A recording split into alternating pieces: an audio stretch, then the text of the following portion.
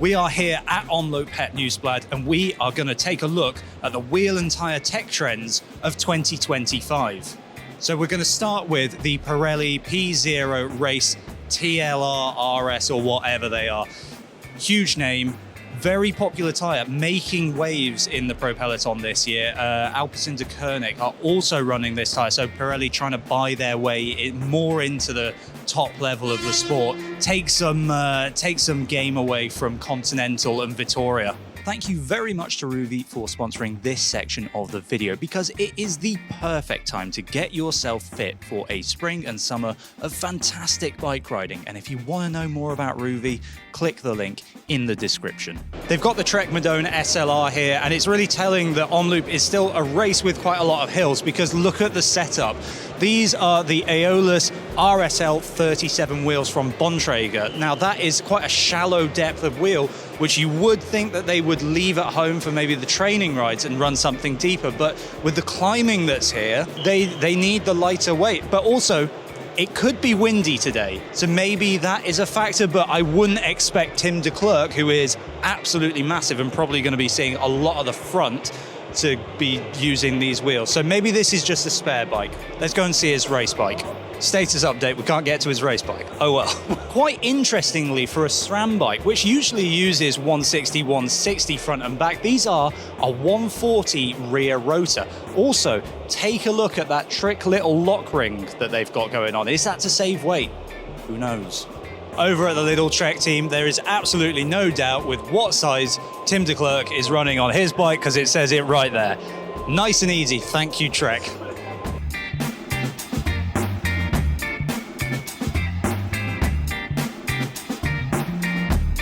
Next, we're going to go and check out Tom Pidcock's Scott Foil, which has some really interesting things about the Vittoria Corsa Pro tyres. Pidcock's front wheel, or the front tyre in particular, looks super wide. It seems to be sitting incredibly wide on these Zipp wheels.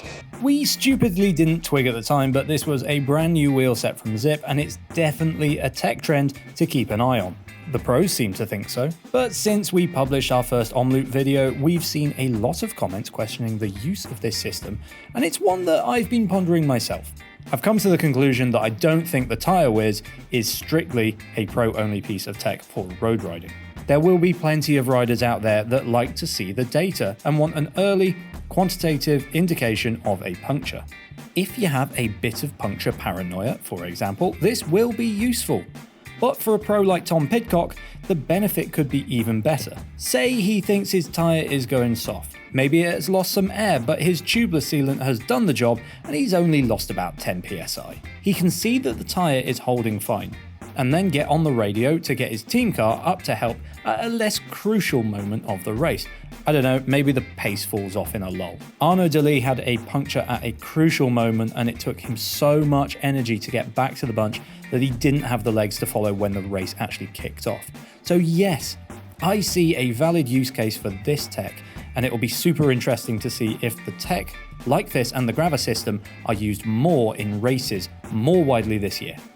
And I've just checked, he's running 30mm tyres, which isn't abnormal, but on these wheels with their super wide internal width, they sit up and they balloon massively. It's great.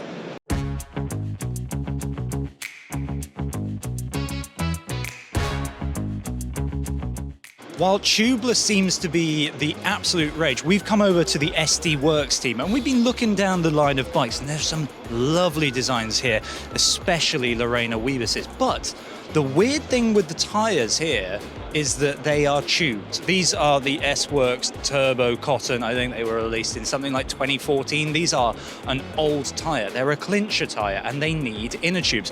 The riders will be going with latex inner tubes, and it's something that we've seen a lot of the Specialized teams using. But this is the first team today, men's or women's, that we've seen running clinchers.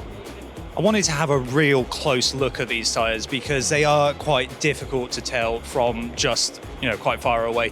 But these are the Hell of the North edition of the Turbo Cotton. So that is a 28mm wide tyre, and they are mounted on the Rouvy Rapide CLX 3 wheels. So these are the latest Rapides, but they're not the latest Specialized wheels. Behind me is a very new thing from Specialized, but it's not the new Turbo Cotton, which I have seen rumors of on the internet. This one here has got a new name, and the mechanic was saying that basically this is a 30mm tire, but he can't really tell us any more about it. So we can see that it's got nice tan sidewalls and it's got a very slick central tread. So I'm not thinking that this is going to be anything to do with endurance riding like the Mondo behind us. It's also running the S-Works logo, so this will be top end. It's also sat on a new Rouvy front wheel, which is apparently part of a new sprint wheel set, but the rear wheel looks surprisingly familiar to me. So I don't think the rear wheel is part of the set. A lot to look at here. If you are a real wheel nerd, then I can tell you that the radial lacing on the drive side, and then there is a 1-cross or 2-cross pattern on the non-drive side. So that's a little bit about those wheels, but again, we really don't know much about them at this point. While a lot of these bikes look the same, there are two over at Bora Hansgrohe which are different, and they are the bikes of Ryan Mullen and number 5 over there. I can't see the name sticker. They are running the Specialized Mondo tire, which is like an endurance kind of rough road tire. We saw them debut at Paris-Roubaix a few years ago, but these are different in another way. They're also 32mm wide, which is definitely the widest that we've seen today.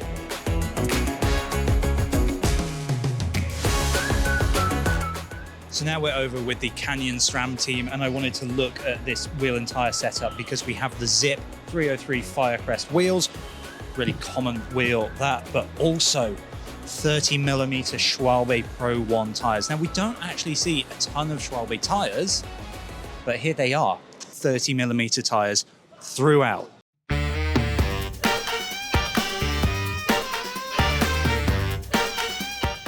Right, now we're here with Jaco Alula, and this is mine and Simon's favorite bike of 2025. That design is just fantastic, and the kit to go with it is great. Interesting things here, I think, new Cadex tires. I haven't seen this model before.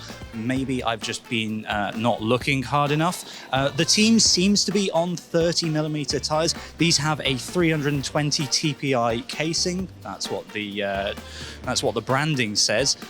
And they've got a very nice tan wall. Here with the Bahrain Victorious team and their Merida Reactos, really in need of an update. Was kind of hoping that I'd see a new bike, but with the wheel and tire tech, these are running 30mm tires. These are the GP5000S TR tires, another one of those tires, and they're running them on Vision's Metron 60 SL wheels, which are surprisingly deep. Right, I've got Demi Vollering's bike right here. This SL8 is lovely. I absolutely adore this paint job, but I also like this build. It's very, very well put together. We've got the GP5000S TR tires. These are running on the standard Roval CLX3 wheels, so nothing new there. But overall, I really just like the aesthetic of this paint job and design. Lovely job. Another team on the GP5000S TR tires, and again, 30mm wide. So far, that seems to be the trend for the pro peloton on the cobbles. But then again, we're on the first race of the year. So as some of the riders come and take their bikes, they've got to go off to the presentation. We've just been told by the team themselves that some of the wheels here are quite special. They are an all-road wheel, so they're actually wider internally than the normal race wheels. So obviously the AG2R team are wanting those extra bit of comfort on the cobbles. Okay, we're now here with Ineos Grenadiers. They're lovely Pinarello Dogma Fs. And there's two things that I want to point out about this. One is that the team bikes seem to be incredibly standardized. Like, I don't see any real variation in the wheel or tire setups for all of the riders. They all seem to be on the Dura-Ace C50 wheel set, which is like Dura-Ace's kind of mid-depth wheel. They also seem to be, and this is very difficult to tell because Continental's branding is very, very small. They also seem to be on 30mm tires throughout. I've not seen a 32 or anything that looks bigger. Well, that was an absolutely mad morning, running around trying to get all the latest tyre and wheel tech trends. And so there we are. The riders are literally about to go off. We've got a lot of writing and editing to do. So why not? In the meantime, you don't have to do any work. Why not? Why don't you check out this video? It's lovely.